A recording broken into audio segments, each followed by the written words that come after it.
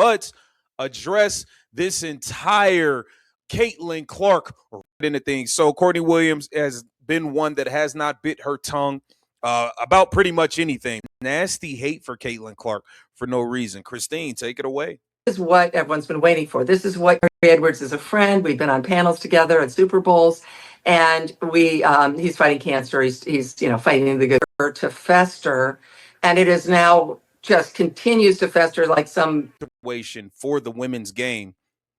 Instead of embracing it, they have done everything. Defended shell swoops lies. Diana Taurasi, instead of saying, hey, it's been nasty. Get down in the comments. Let me know what you think. This Keep the Vision. Make sure you. Courtney Williams stepping into this conversation is real and worth setting up properly. She's genuinely one of the most outspoken players in the league on this exact topic, and she's about to lay out a blunt, no-nonsense take on how players should be handling online criticism. Utterly unprepared for the moment. Ridiculous. And that just goes to show, the joke that this league has been, why it's in the place that it is. They have let all of the hate and jealousy ruin what could have been such a beautiful moment and a beautiful situation for the women's game. Instead of embracing it, they have done everything they can to push the biggest star in women's basketball, in the history of women's basketball, away. And it's ridiculous. Fever bandwagon in 2020. It's worth noting Williams hasn't been shy about where she stands on the Clark discourse throughout the season.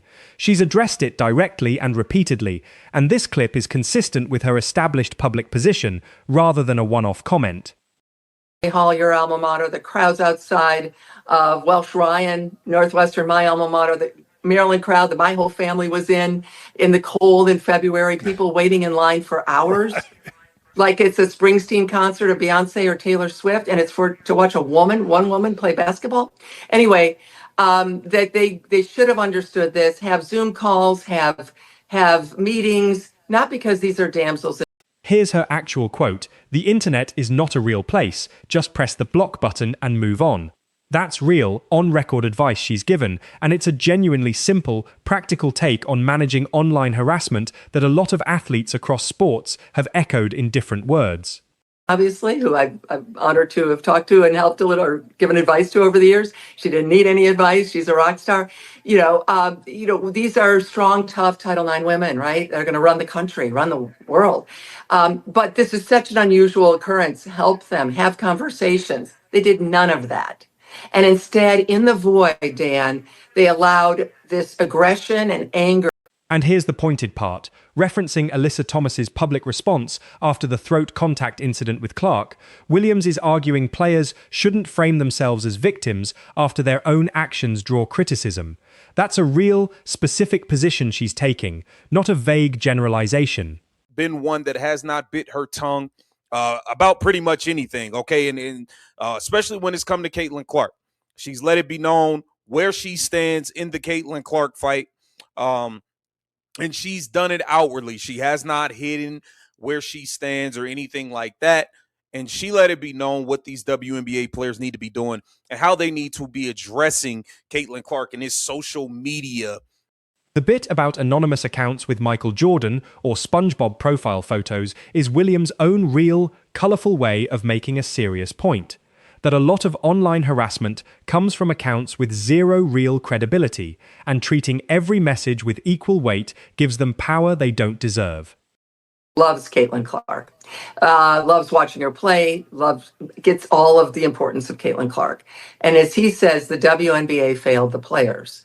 And what he says there, what's important, takeaway from that is you have got a workplace where something unusual is going to happen. So the WNBA has this incredible cultural shift coming. You can see it happening. The crowds outside of Assembly Hall, your alma mater, the crowds outside of Welsh Ryan, Northwestern, my alma mater, the Maryland crowd that my whole family was in. Her point about the financial stakes of increased visibility, you guys are getting paid millions of dollars now, there's going to be a not-so-positive side to it, is a real, mature perspective on what comes with the league's growing mainstream attention. Maryland crowd that my whole family was in the cold in February, people waiting in line for hours. like it's a Springsteen concert or Beyonce or Taylor Swift, and it's for to watch one woman play basketball. Anyway, that they should have understood this. Have Zoom calls, have meetings. Not because these are damsels in distress. These are title not wonderful, strong. Your niece, Emily, obviously, who I'm honored to have talked to and helped a little or given advice to over the years. She didn't need any advice. She's Williams pushing back specifically on the idea that Clark or her entire fan base should be broadly labelled racist is worth hearing in full.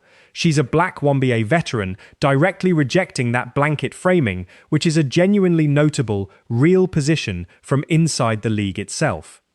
Why are y'all trying to push her out of the league? Why is everybody trying to play victim?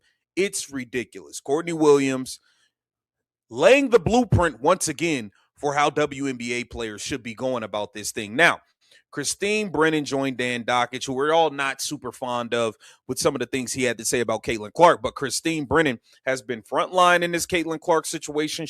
And here's Williams' actual praise for Clark. She's must-see TV, pulling up from range, nobody else in the league is. She's a hell of a player, she ain't bothering nobody, she shows love.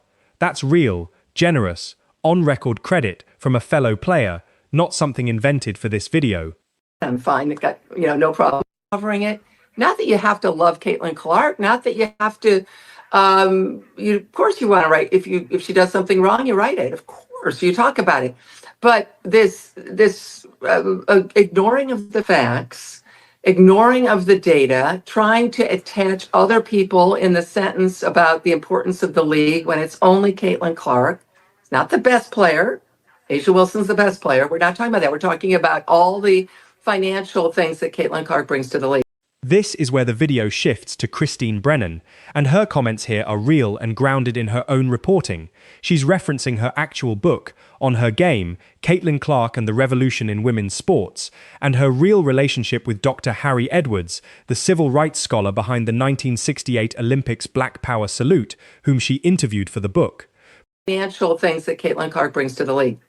And it started in the first year, continued, and of course here she was injured most of last year, and now here we are with that picture that will live on forever for the W. It is not, and that, I mean, Christine Brennan did a wonderful job laying it out. I mean, the hatred toward Caitlin Clark from the people in this league, the higher ups, the front offices, the executives, all the way down to the players has been nasty. It's been nasty.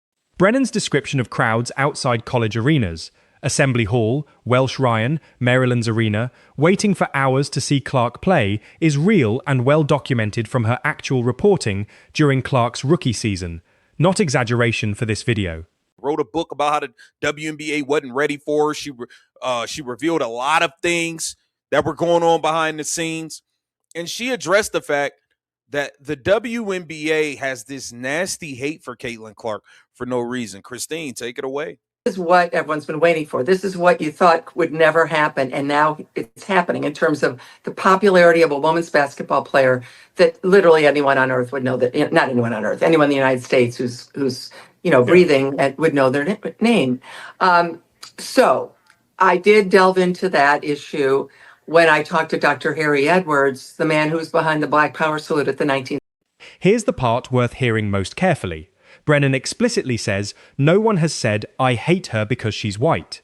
No one has said to me, I hate her because she's straight. I've never heard those words." That's an important, precise distinction she's making, and it directly contradicts any framing that she's claiming to have documented literal, spoken racism or homophobia. Her actual argument is about the league's poor preparation and communication, which she does place on Commissioner Kathy Engelbert specifically.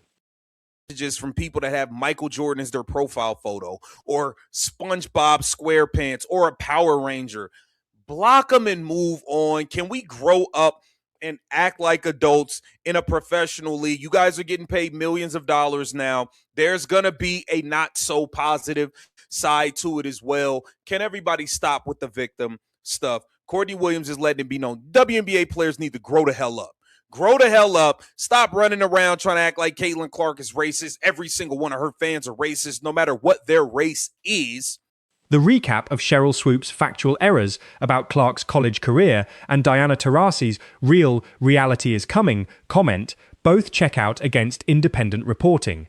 These are documented moments from Clark's rookie season that Brennan's book discusses at length as examples of dismissive early reactions to her arrival. In other words, that day. Wow. These are the same people who love Caitlin Clark, who couldn't wait to cover every Iowa game. But when Caitlin Clark, Dan, made the turn, and all of a sudden the transition is now to the WNBA. All of a sudden, everything changed. Cheryl Swoop was making all those lies. She was 25, 26 years old, took 30 shots a game, was on her 5th or 6th COVID year. Lies that then people defended Cheryl Swoop's lies. Diana Taurasi, instead of saying, hey, welcome, kid. Taurasi's a tough son of a gun. And